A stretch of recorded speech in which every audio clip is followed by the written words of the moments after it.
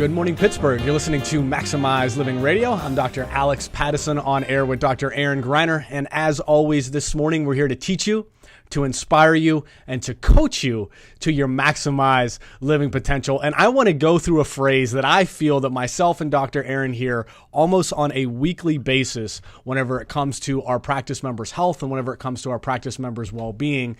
Doc, it's my hormones. And I hear this on a weekly basis, and this is one of the reasons why individuals are irritable, while they're anxious, why they're depressed, while they're not sleeping and having a hard time losing weight. And you know what? I agree. Your endocrine system, your hormone system is simply a mess. However, it's probably not because of the reasons that you've been led to believe is why hormones become problematic is old. Imagine your endocrine system, imagine your hormone system like a symphony. And for beautiful music to be played, we all need to follow the maestro as he determines what notes to play, at what pitch to play them at what speed to play them at, and most importantly, what volume to play those at. And most of your hormone problems are not because of old age. They're because you are no longer able to listen to your endocrine or your hormone maestro. It turns out that the vast majority of modern American conveniences, like storing your food in plastic containers, using beauty products and household cleaners, just to name a few, mimic estrogen, leading to a problem called estrogen dominance. And an individual that is estrogen dominant not only suffers from mood issues, but sexual dysfunction and increased likelihoods of cancer. In females, the estrogen dominant cancers are breast cancer, uterine cancer, and cervical cancer.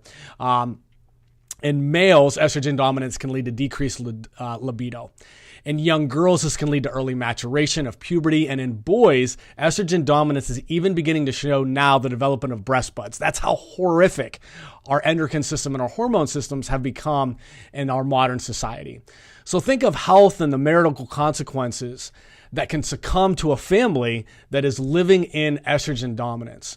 And since a properly functioning endocrine system is vital to health and longevity, and because the average American is walking around in a state of estrogen dominance, is one of the main reasons for advanced aging, middle-aged weight gain, sexual dysfunctions, cancer, and many other health issues. So we're going to discuss not only estrogen dominance, but we're going to discuss hormones in general, how to balance those, how to bring those back to natural so that you can take your health and your well-being to the next level. You simply can't afford to miss a single second of this morning's program. We know that you, listener, cannot reach your ultimate health potential here on this planet if you have an imbalance in your hormones.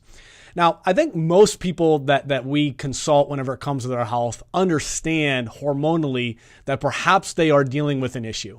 And they walk into their medical doctor's office, which the average person does when they're feeling depressed, decreased libido, whenever they're having perhaps some anxiety in their life, and are prescribed a medication for those problems. And oftentimes, whenever I have a conversation with a practice member, we'll be talking about their depression and how it's a thing of the past. They've never really dealt with their depression. All they're doing is swallowing a Prozac or some type of antidepressant on a daily basis. Now, thank God for those medications that help us get us through a very difficult time.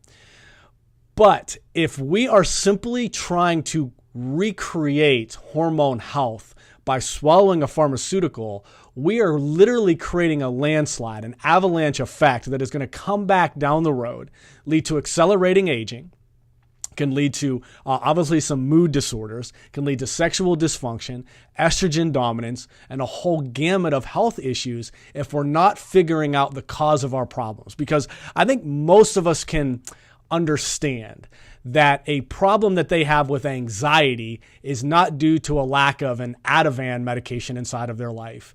And a problem with depression is not caused by a lack of Prozac inside of their body. So what we encourage our practice members to do is to begin to really get down and figure out exactly and specifically what are causing these imbalances, causing these problems inside of the body, and allowing the body to move forward. So a couple of the different ways that we do that is some very in-depth questionnaires that we have our practice members take to really figure out where their lifestyle's at, We can do blood work, we can do urine analysis, we can do advanced imaging of the body in order to determine exactly and specifically where an individual's imbalance is, and then help coach them to remove that so they're no longer reliant on these medications. And again, it's not us haphazardly taking an individual off of these medications. It's showing them and unveiling to them what's causing these hormone imbalances inside of their body, helping them live a lifestyle that's in congruence of correcting that, and then having that individual go back to their healthcare provider, to their medical doctor, to their physician, and saying, "Doc, here's what I'm doing, here's how I'm feeling, here's where my hopes are for the future." And when we can begin to help Pittsburghers understand this is how our drug freedom cans get filled up of people coming in and saying, "My doctor's telling me that I no longer need these medications. I'm feeling better than I ever have before. I'm dealing with my stress. I'm dealing with my financial issues better. I'm dealing with my work better. I'm dealing with my spouse better. And my body is healing and I'm no longer requiring these medications." And in me, this is where we as a society need to be going for healthcare, understanding the causative problems of our health concerns, moving in the direction towards relieving those so that we're no longer reliant on these pharmaceutical medications. And it's unfortunate because the average person right now, when it comes to a true problem that they're dealing with in their life, you go to your medical doctor and the medical doctor cares about you and doesn't want to have to see you suffer from these problems. So they prescribe a medication. But we're starting to see more and more in the news every day of individuals that are taking a prescribed medication as they should, having an adverse reaction to that medication, and finding themselves in a whole heap of trouble. Chris Cornell, a famous musician in the 90s, recently deceased, was found with some prescription drugs in his system. And we all heard Tiger Woods' story the other day of him being in the news of taking these medications for a problem. What we want to do is we want to help families, we want to help individuals, we want to help Pittsburghers really get to the cause of their problems, remove these causes so that their body can heal.